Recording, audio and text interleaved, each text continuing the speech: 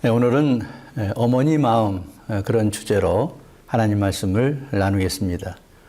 먼저 출애굽기 2장 1절에서 10절의 말씀을 함께 보시겠습니다.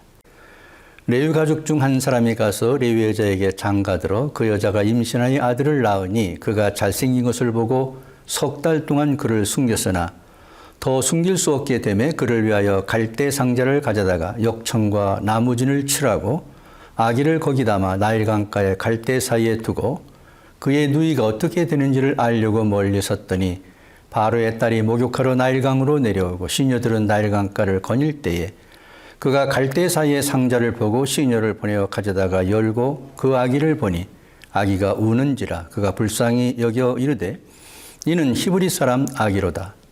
그의 누이가 바로의 딸에게 이르되 내가 가서 당신을 위하여 히브리 여인 중에서 유모를 불러다가 이 아이에게 젖을 먹이게 하리이까?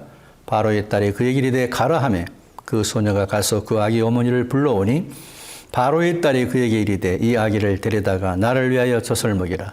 내가 그 삭슬 주리라. 여인이 아기를 데려다가 젖을 먹이더니 그 아기가 자라매 바로의 딸에게로 데려가니 그가 그의 아들이 되니라. 그가 그의 이름을 모세라 하여 이르되 이는 내가 그를 물에서 건져내었음이라 하였더라. 아멘. 오늘은 마더스데이입니다. 한국 교회에서는 어버이 주일로 지키기도 하는데요. 이 어머니 날의 유래는 1908년으로 거슬러 올라갑니다. 필라델피아에 안나라고는 여인이 있었는데 그의 어머니가 1908년 5월 9일 돌아가시게 됩니다. 이 안나라는 여인은 어머니의 기일마다 흰 카네이션을 만들어서 사람들에게 나누어 주게 되어집니다. 이 소문이 퍼지자 1914년에 펜실바니아 주에서 어머니 날로 정하고 1914년도에는 연방의회에서 5월 둘째 주일을 마더스데이로 정하게 되어집니다. 그래서 그 이후에는 5월 둘째 주일이 되면은 어머니 날 마더스데이로 지키게 된 것입니다. 어머니가 생존한 사람들은 빨간 카네이션을, 그리고 어머니가 돌아가신 분들은 흰 카네이션을 가슴에 달고 집회에 참석했다고 합니다. 붉은색 카네이션의 꽃말은 건강을 비는 사랑, 분홍색은 열렬한 사랑, 흰색 카네이션은 애정이 살아있다는 의미로 쓰인다고 합니다.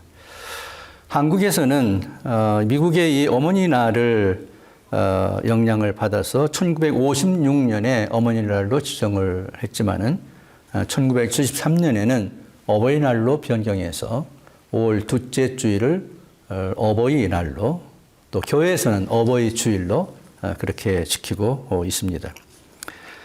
저는 오늘 어머니 마음이라는 제목으로 말씀을 드리면서 이 주인공인 어머니 요게벳의 마음을 중점으로 말씀을 생각하려고 합니다. 히브리서 기자는 모세의 탄생에 대해서 이렇게 기록하고 있습니다. 그가 어떻게 태어났는가, 그 탄생을 기록하기를 히브리서 11장 20절에서 믿음으로 모세가 났을 때에 그렇게 말하고 있습니다. 그리고 이어서 다음 절에 보면은 그가 어떻게 성장했는가를 알 수 있는데요. 믿음으로 모세는 장성하여 12절에 그렇게 기록하고 있습니다. 모세는 믿음으로 태어났고 믿음으로 성장했다, 장성했다, 이렇게 히브리서 기자는 이야기하고 있습니다. 물론 그의 아버지가 있고 어머니가 있었습니다. 아버지는 아므람이었고 어머니는 요게벳이었는데 이들을 통해서 그가 태어나고 성장했는데 그의 태어남과 탄생과 그리고 성장을 믿음으로 태어났고 믿음으로 성장했다, 이렇게 기록하고 있습니다. 특별히 그 중심에는 어머니 요게벳이 있는데요. 요게벳의 신앙이 훌륭했다는 것을 우리가 볼 수가 있습니다. 물론 아버지 아므람도 레위인 후손이었습니다. 이름의 뜻을 보면은 고상한 백성이라는 뜻이 있었고요. 요게벳의 그 이름의 뜻도 여호와는 영광이시다, 이런 걸 보면 이 아므람과 요게벳의 가정은 신앙적인 가정이었고 하나님을 잘 섬기는 그런 가정이었다는 것을 알 수가 있습니다.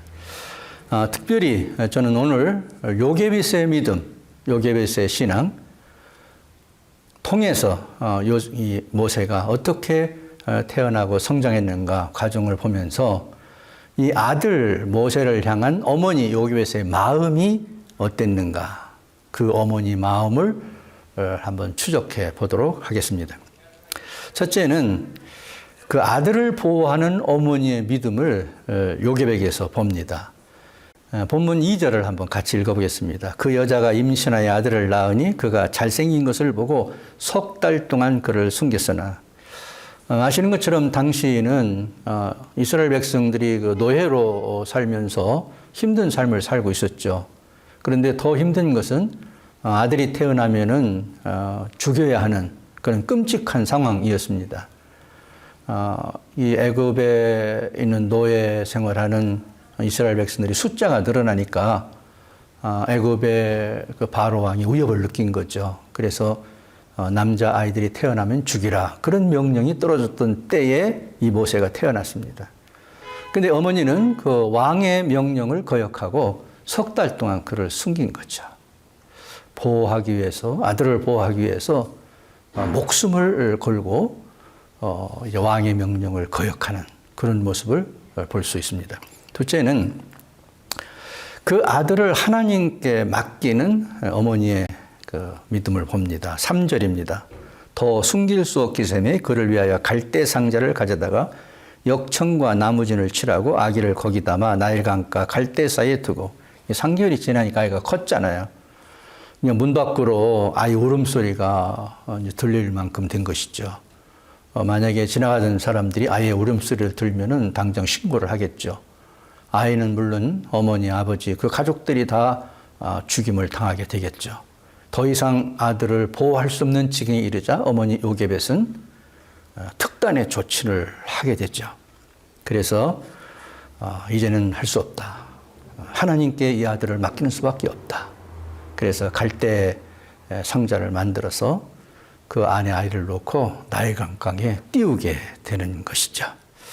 세 번째로는 그 아들을 위해서 기도하는 어머니의 모습입니다. 4절에 보면 그의 누이가 어떻게 되는지를 알려고 멀리 섰더니 이제 갈대 상자 안에다가 아이를 넣어서 나일강강에 띄웠잖아요.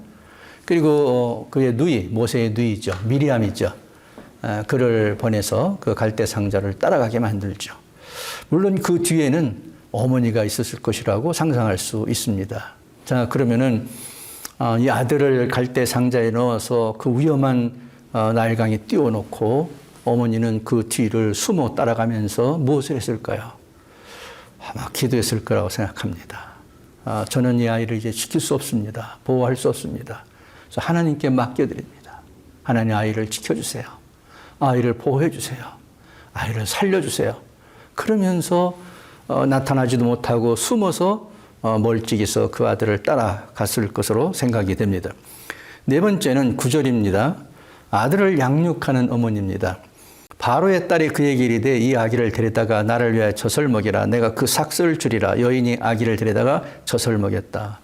이 미리암이 이제 지혜롭게 이야기하죠. 이 아이를 위해서 유모를 내가 구해오겠다. 그래서 자기 어머니를 유모로 소개를 하게 되고 바로의 딸이 허락을 하게 됩니다. 그래서 진짜 어머니인 요게벳이 유모의 자격으로 모세를 다시 품에 안고 젖을 먹여서 그를 기르게 되는 것이죠.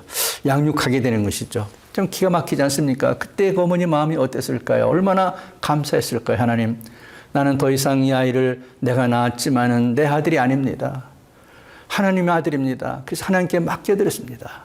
하나님 보호해달라고 기도했는데 보호해줬습니다. 지켜달라고 했는데 하나님 지켜줬습니다. 아들을 생명을 살려달라고 했는데 하나님 살려줬습니다. 하나님 감사합니다. 이 아이를 내 아들이 아닌 하나님의 아들로 젖을 먹여 기르겠습니다. 아마 이렇게 하지 않았겠나 생각을 하게 됩니다. 그러면서 그 어린아이에게 예, 모세야, 너는 애굽에서 살고 있지만은 너는 히브리 민족이란다. 히브리 민족은 특별하단다. 하나님이 선택한 민족이야. 그래서 너는 내 아들 이전에 하나님의 아들이다. 하나님의 아들이다. 이렇게 그에게 이야기하면서 저설맥에서 양육했을 것으로 생각됩니다. 다섯 번째입니다. 아들을 보내면서 하나님께 다시 한번 맡기고 기도하는 어머니 모습입니다. 10절입니다. 그 아이가 자라매 바로의 딸에게로 데려가니 그가 그의 아들이 되니라. 이 요게벳의 수유 기간은 3년에서 한 5년으로 봅니다. 그래서 3년에서 한 5년 사이에 이 아이를 이렇게 저설매이고 이제 서서를 이제 띄게 됐는데요. 그 뒤에 이제 공주에게 보내게 되죠. 유모가 계속해서 그를 기를 수는 없었습니다. 왜냐하면 바로의 딸인 공주의 아들 양자였기 때문이죠. 그러나 이렇게 그 애굽의 교육이 시작되는 상황에서 어머니가 이제 유모이기 때문에 어떤 영향을 미칠 수 있는 그런 기간이 이제 끝나게 됐죠. 그렇게 되어지자 어머니는 이제 무엇하게 됩니까? 무엇을 했을까요? 우리가 생각해 보는 것입니다. 뭐 가까이 갈 수 없었겠죠, 우선요. 멀찍이 있었을 거예요. 그리고 애굽의 학문과 교육을 받는 동안에 어머니는 뭘 했을까요? 하나님, 제가 애굽에 자라지만 히브리 민족입니다. 하나님의 백성입니다. 지금 애굽의 자녀가 되었지만은 애굽의 왕자가 되었지만은 하나님의 아들입니다. 저를 하나님의 아들로 보호해 주세요. 지켜 주세요. 그의 미래를 축복해 주세요. 아마 멀찍이서 그렇게 하나님께 맡기고 기도했을 것을 우리가 짐작할 수가 있습니다. 그게 어머님 마음이죠. 참 안타까웠겠죠. 아들인데 아들이라고 부를 수 없죠. 아들인데 그 아들을 끼워나 볼 수도 없죠. 아들인데 그 아들을 보고 싶을 때 볼 수도 없죠. 그렇지만 멀찍이 있어서 그를 바라보면서 하나님께 맡기고 그리고 그 하나님께 기도하는 것만이 어머니의 전부였을 것이라고 생각합니다. 여러분, 이제 요게벳의 그 마음을 중점으로 이제 본문의 말씀을 좀 살펴봤습니다. 저는 여기서 요즘 그 한국에서 많이 불려지고 있는 요게벳의 노래라고 하는 영상을 하나 소개하려고 합니다. 이 노래가 탄생한 배경이 있습니다. 간단히 좀 말씀을 드리겠습니다. 자녀 교육의 문제로 상당히 방황하는 한 여인이 있었습니다. 어떻게 길러야 성경적으로 기를 수 있을까? 어떻게 길러야 하나님 뜻대로 기를 수 있을까? 도무지 감이 잡히지 않았습니다. 신앙을 갖고 있었지만은 이 아이가 성장하는 과정에서 정말 어머니로서 어떻게 할지를 모르는 그런 가운데 있는 여인이었습니다. 그래서 성경을 연구하고 공부하던 중에 하나의 놀라운 원리를 발견하게 됩니다. 그리고 그것을 다른 사람과 공유하기 위해서 책을 한 권 쓰게 되는데요. 그 책의 이름은 성경으로 아들 키우기라는 책이고 이 책을 쓴 사람은 최 에스더라고는 목사님, 사모님이십니다. 그런데 이 책이 이제 팔려 나가고 사람들이 이제 읽기를 시작할 때에 한 청년이 있었습니다. 이 청년은 신앙이 좋은 그런 청년 부부였는데 첫 아이가 유산으로 잃어버리고요. 그리고 이제 또 아이를 낳게 되는데 둘째, 셋째를 쌍둥이로 이렇게 낳게 되어집니다. 근데 그 어머니가 아이를 갖고 있는데 많이 아팠고 그리고 미숙아로 조산을 하게 됩니다. 낳자마자 이 아이에게 병이 찾아왔는데요. 뇌출혈이 일어나게 되어서 퇴원하지 못하고 병원 생활을 하게 되어집니다. 뿐만 아니라 폐가 발달하지 못해가지고 무호흡증이 와서 이 아이가 이 신생아 아주 갓 태어난 이 아이가 병생에서 이렇게 있는 모습을 보면서 그 아버지가 너무 마음이 안타깝게 되어집니다. 그때 그는 그의 심정을 이렇게 이제 글로 남겼습니다. 너무 무서웠다. 그러면서도 아무 노력 없이 숨쉬고 자라고 살아가는 것이 모두 하나님의 은혜라는 것을 느꼈다. 부모로서 아이들의 참 보호자, 주관자가 될 수 없구나 하는 것도 그때 깨달았다. 이렇게 어려움을 겪을 때에 그는 앞서서 소개한 성경으로 아들 키우기라는 책을 읽게 되어집니다. 그 책을 읽다가 아들을 나일강에 버리는 어머니 요게벳의 이야기를 보게 됩니다. 그때 마음에 큰 공감을 갖게 됩니다. 그리고 이 요게벳의 하나님께 맡기라는 그 장면에서 큰 위로를 받게 됩니다. 내가 낳았지만은 내가 낳은 그 자식들을 더 이상 보호할 수 없고 지켜줄 수도 없고 그를 살릴 수도 없는 절박한 상황에서 요게벳이 그 아들 모세를 하나님께 맡기는 장면에서 이 청년도 하나님께 맡기는 것밖에 다른 방법이 없구나 하는 사실을 깨닫게 된 것이죠. 그래서 그는 이 요게벳의 이야기를 노래로 만들게 되어집니다. 염평한 씨라고 하는 신앙 좋은 청년이 만들었습니다. 이 노래를 들어보면 아들에 대한 어머니의 마음을 생각나게 합니다. 이 노래를 부른 분이 조찬미라고 하는 자매인데요. 어느 날 이 자매가 이 노래를 어느 무대에서 불렀습니다. 근데 부르다 말고 엉엉 울면서 통곡을 하게 됩니다. 끝난 다음에 이 노래를 부른 자매에게 물었습니다. 왜 이렇게 울었느냐? 이 노래를 부르다가 자신의 어머니 생각이 나서 울었다는 것이었습니다. 사연은 이렇습니다. 이 조찬미라는 자매는 지금은 예수를 잘 믿는 좋은 자매로 복음성을 부르는 가수가 되었지만 아버지가 일찍 돌아가셨습니다.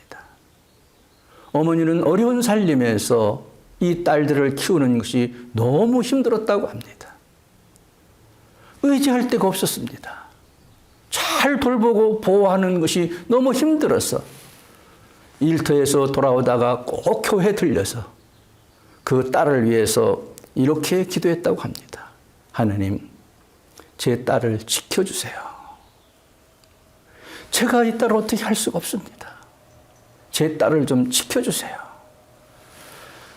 성장하고 나이가 들었을 때에 어머니에게서 그 이야기를 들었는데 이 요게벳의 노래를 부르다가 자기를 기르기 위해서 매일 일터에 돌아오다 교회에 들려서 자신을 지켜달라고 기도했던 그 어머니 마음이 생각났다는 것입니다. 그래서 이렇게 울었다는 거예요. 어머니가 나를 기를 때 마음도 이 요게벳의 마음이었겠구나. 그렇게 생각을 했다는 것입니다. 사실 저도 이 노래를 여러 번 반복해서 들으면서 은혜도 되고 너무 많이 놀랐습니다. 수많은 사람들이 이 노래를 공감하고 있었습니다. 이 노래의 댓글에 보면 그 수많은 사연들과 함께 내용이 적혀 있습니다. 이 노래의 오리지널은 오늘 제가 소개한 것입니다만 지금은 여러 버전으로 여러 가수들이 이 노래를 리메이크해서 부르고 있습니다. 한 가지 분명한 것은 이 노래를 들으면서 우리는 어머니의 마음을 생각하게 되어집니다. 여러분 함께 나를 낳아주시고 나를 길러주셨던 나의 어머니의 마음을 한번 생각해보는 시간이 되시기를 바랍니다. 함께 이 찬양을 보시겠습니다.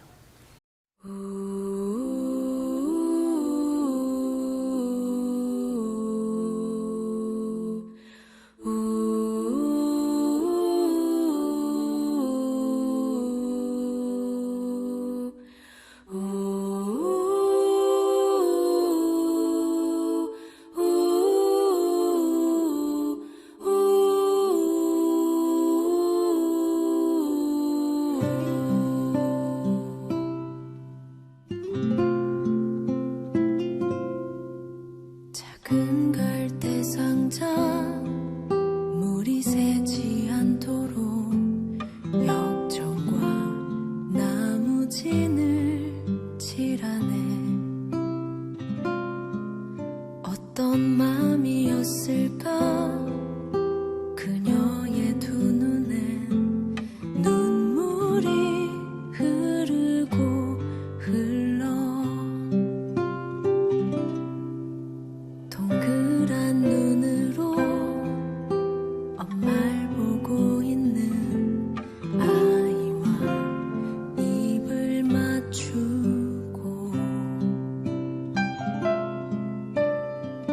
그림자를 덮고 가까이에 띄우며 간절히 기도했겠지.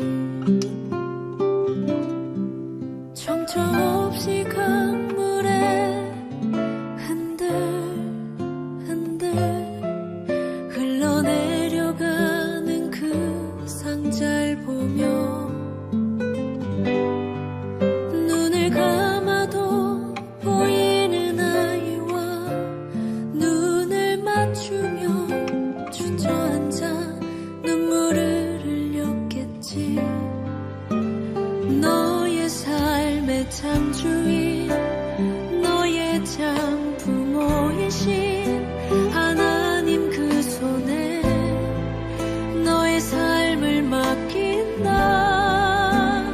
너의 삶의 창조인 너를 이끄시는 주 하나님 그 손에 너의 삶을 드린다.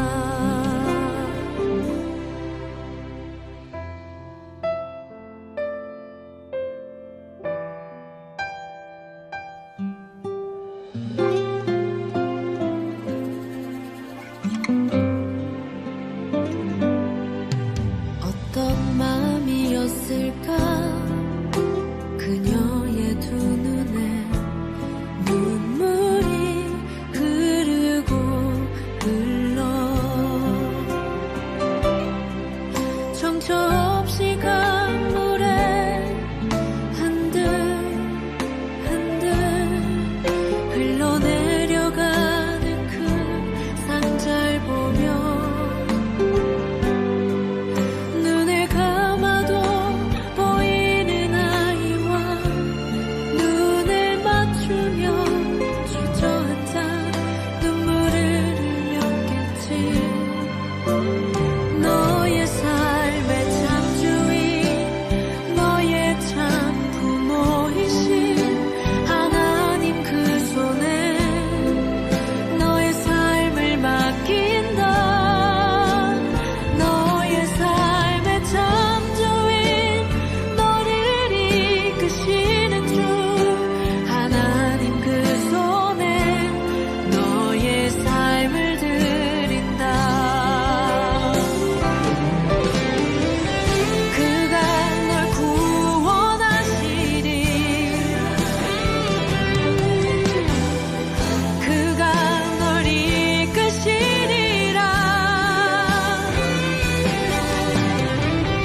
그가 널 사용하시리. 그가 너를 인도하시리.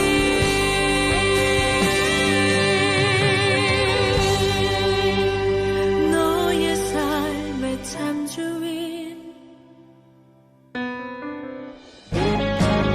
너의 삶의 창조인 너의 참 부모이신 하나님 그 손에 너의 삶을 맡긴다.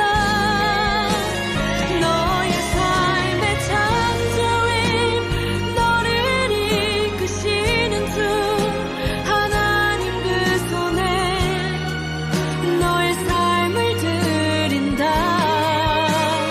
너의 삶의 창조인 너의 참 부모이신 하나님 그 손에 너의 삶을 맡긴다. 너의 삶의 창조인 너를 이끄시는 주 하나님 그 손에 너의 삶을 드린다.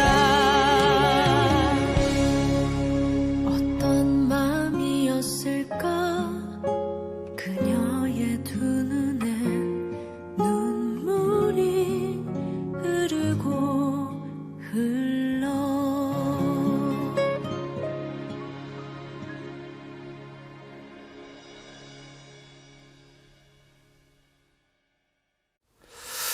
어떠셨나요? 이 가사가 잘 전달이 됐는지 모르겠습니다.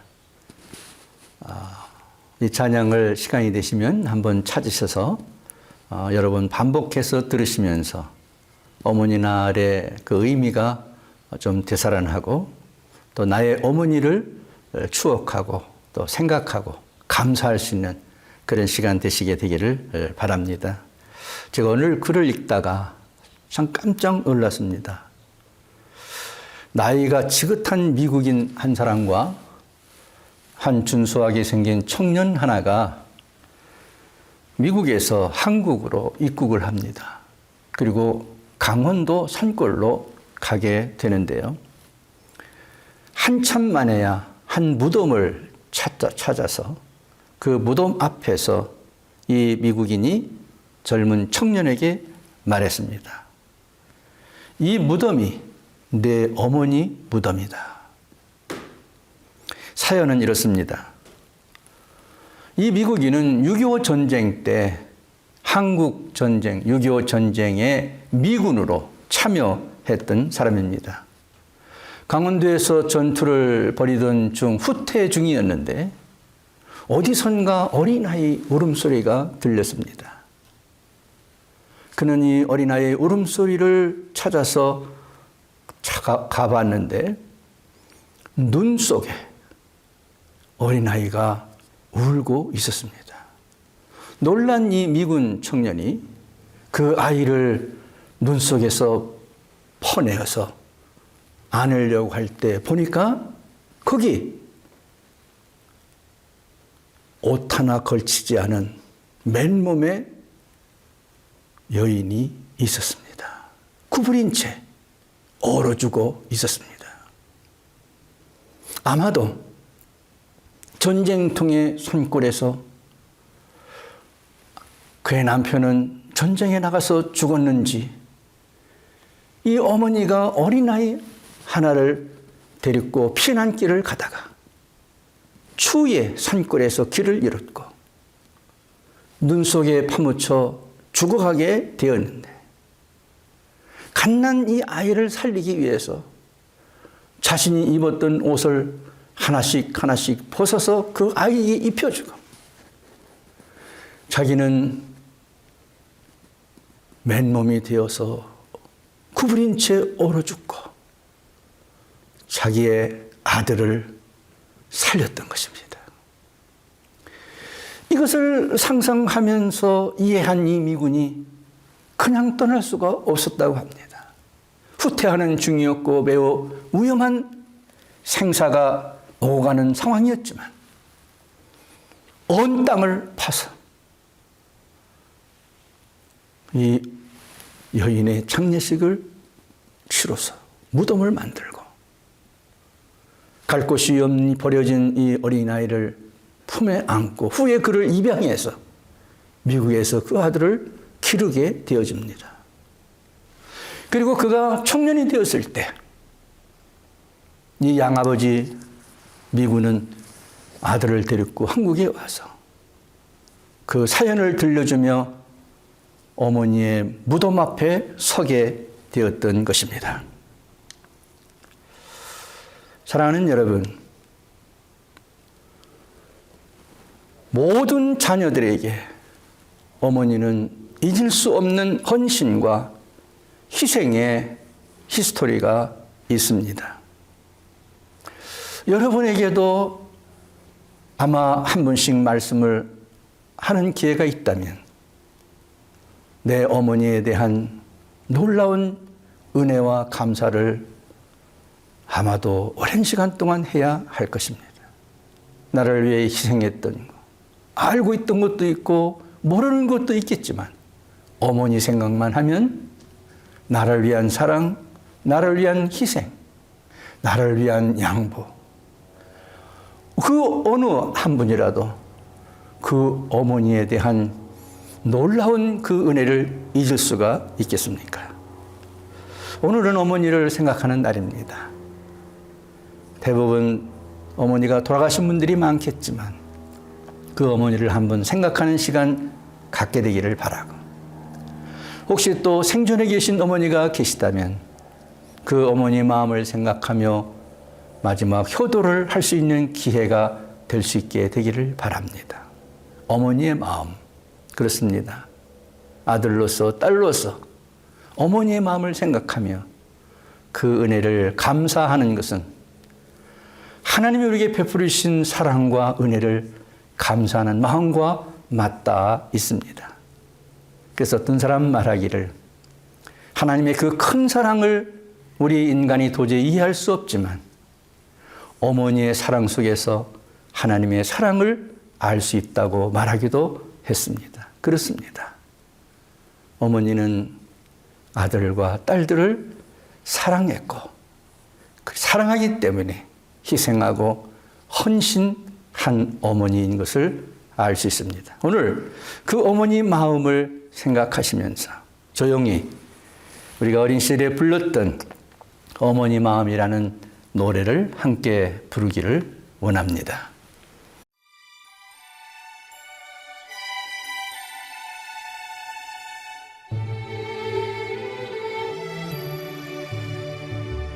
나 실제 괴로움 다 잊으시고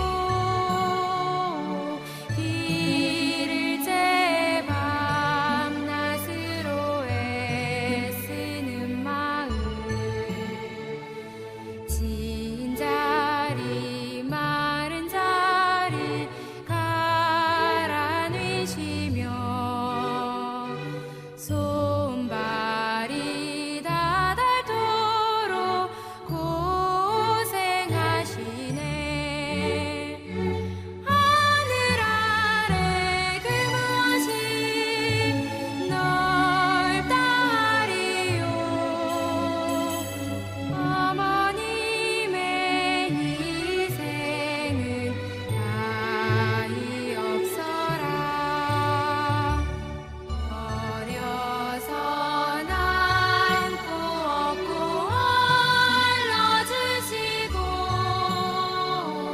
자라서 문기되어 기다리는 마음 아르사 그릇 되사 자식 생각에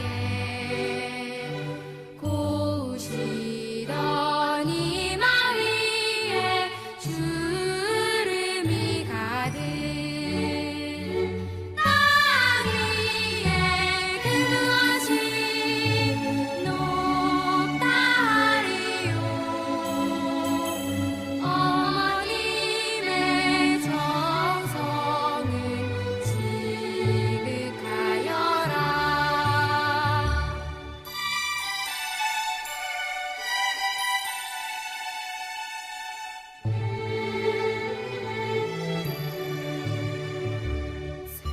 사람의 마음 속에 논 가지 소원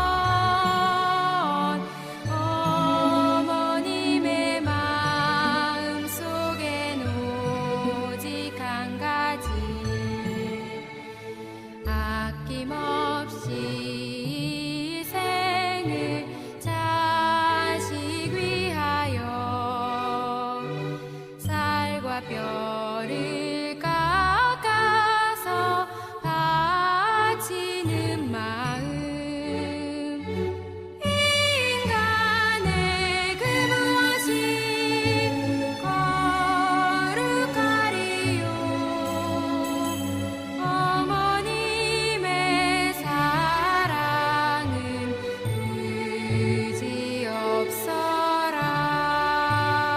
그지없어라 이제는 조용히 이 노래를 생각하며 어머니를 생각하며 묵상하는 시간을 갖고 그 어머니의 사랑을 우리에게 주신 하나님의 사랑을 생각하며 함께 기도하는 시간을 갖겠습니다.